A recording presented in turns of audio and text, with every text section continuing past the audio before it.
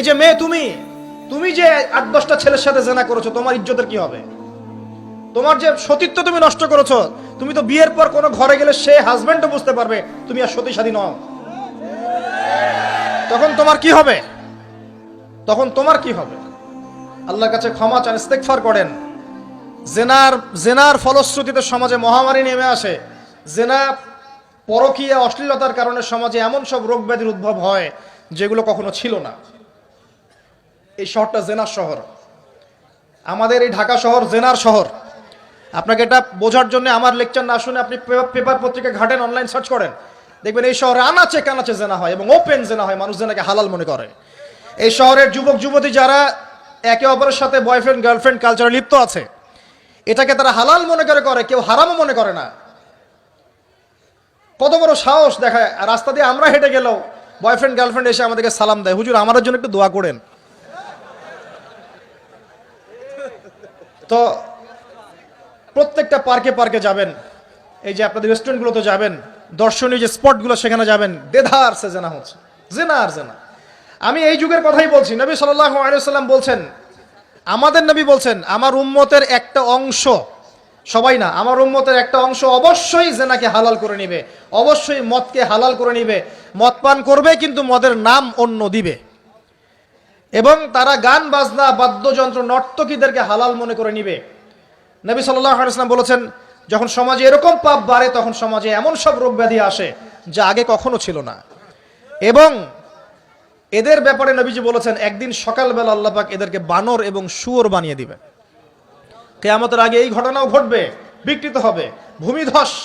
ভূমিকম্প, ভূমিধস এবং আকৃতির বিকৃতি, এগুলো আযাব আসবে আল্লাহর পক্ষ থেকে। এই জেনা, এই ব্যভিচার, এই পরকীয়া, নোংরামি, অশ্লীলতার কারণে ঘরে ঘরে এগুলা বয়ফ্রেন্ড গার্লফ্রেন্ড কালচার। কেউ মনে করে না যে এগুলা হারাম, কেউ মনে করে না যে আমার এই যে সহপাঠী আমার গায়রে মাহরাম। এই গায়রে মাহরাম শব্দটাই নাই। কাজিন, চাচাতো বোন, মামাতো বোন, খালাতো বোন, এই যে কাজিন, এরা জেনা করছে।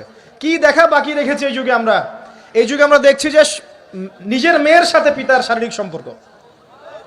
পেপার পত্রিকা পড়েন, একটু অনলাইন ঘাটেন, দেখেন কোন যুগে আছেন আপনি। সমাজে ন্যায় অন্যায় হক বাতিলের মানদণ্ডই উল্টে যাবে। মানুষ ন্যায়কে অন্যায় মনে করবে, অন্যায়গুলোকে ন্যায় মনে করে নিবে।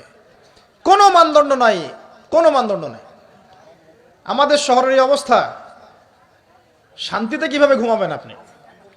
নিশ্চিন্তে থাকবেন কিভাবে? কখন যে আল্লাহর গজব চলে আসে।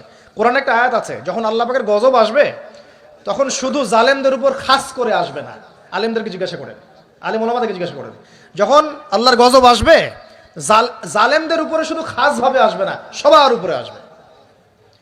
আমি খুব ভালো মানুষ, ওয়াজ করছি, নসিহত করছি, পার পেয়ে যাবো এমন ভাবার সুযোগই নাই। আপনাকে আপনার সাধ্য মতো অন্যায়ের প্রতিবাদ করার চেষ্টা করতে হবে। লাতা'মুরুন্না বিল মা'রুফ, নবীজি বলছেন, অবশ্যই তোমরা সৎ কাজের আদেশ করো। ওয়ালা তানহাউনা আনিল মুনকার, অবশ্যই অসৎ কাজে নিষেধ করো। আও লা ইউশিকান্নাল্লাহু আন ইয়াবআসা আলাইকুম ইকাবাম মিন, অন্যথায় আমি আশঙ্কা করি তোমাদের উপর আল্লাহর পক্ষ থেকে বিশাল গজব আসবে। সুম্মা তাদউনাহু, এরপর তোমরা সবাই আল্লাহর কাছে দোয়া করবে, আল্লাহ গজব সরিয়ে দাও। লা ইউস্তাজাবু দুআকুম, তোমাদের দোয়া কবুল করা হবে না। নবী সাল্লাল্লাহু আলাইহি ওয়াসাল্লাম বলেছেন, মান রাআ মিনকুম মুনকারান, তোমাদের মধ্যে যে কেউ হুএভার হি ইজ, যে কেউ যদি কোনো মুনকার, নোংরা গর্হিত কোনো কাজ দেখে, তাহলে যেন ফাল ইউগাইয়ির বিয়াদিহি, তার সামর্থ্য থাকলে হাত দিয়ে যেন ঠেকায়। যাদেরকে আল্লাহ পাক হাত দিয়ে ঠেকানোর ক্ষমতা দিয়েছেন তাদেরকে আল্লাহ জিজ্ঞাসাবাদ করবেন, কেন ঠেকালে না তুমি? জেনার লাইসেন্স দিলে কেন? মদের লাইসেন্স দিচ্ছ কেন? ঠেকালে না কেন? তুমি অন্যায় কাজকে ঠেকালে না কেন? যদি তুমি না পারো, আইল্লাম ইয়াস্তাতি, যদি সে না পারে, তাহলে ফাল ইউগাইয়ির বিলিসানি, তাহলে যেন মুখ দিয়ে সেটা প্রতিবাদ করে। এই যে মুখ দিয়ে প্রতিবাদ করার ক্ষমতা আলেম ওলামার আছে, যাদের হাতের ক্ষমতা নেই, মুখের ক্ষমতা আছে। সেটাও যদি না পারো, আইল্লাম ইয়াস্তাতি, সেটাতেও যদি সে সক্ষম না হয়, ফাবিকলবিহি, তাহলে যেন অন্তর দিয়ে ঘৃণাটা পর্যন্ত করে। ওয়াবিযালিকা আদআফুল ঈমান, এটা হচ্ছে ঈমানের সবচেয়ে নিকৃষ্ট একটা অবস্থা, সর্বনিম্ন অবস্থা।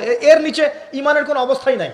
তার মানে অন্যায় দেখে আমাদের যাদের মনে কোনো ফিলিংসই কাজ করছে না, তার মানে আমাদের ঈমান নাই আসলে। সহজ কথা, ঈমানের সেই তেজ নাই আমাদের মধ্যে।